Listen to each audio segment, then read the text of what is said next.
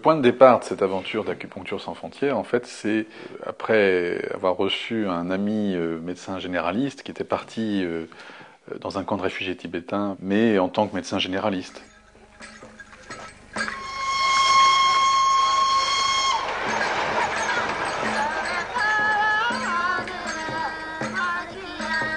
Il avait à sa disposition quelques médicaments, quelques valises de médicaments que laissaient les touristes bienveillants quand ils passaient dans le coin.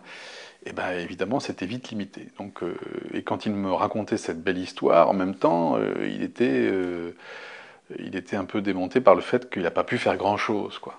Et puis, et sur place, il y avait parmi les personnes qui étaient des soignants, il y avait un médecin tibétain, de formation de médecine tibétaine, mais qui, de la même façon, bien qu'il soit sur le territoire où il y a toutes les plantes nécessaires à la pratique de sa médecine, ces plantes-là avaient un coût, et les gens qui n'avaient pas d'argent n'avaient pas accès aux soins. Point.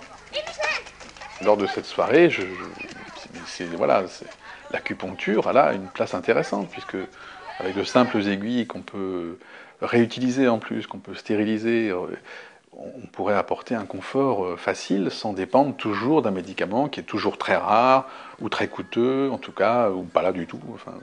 Et donc je suis allé dans ce même camp de réfugiés, sur les contreforts de l'Himalaya, où là c'était des réfugiés tibétains qui avaient passé la frontière, un village de 500 personnes. Il n'y avait rien.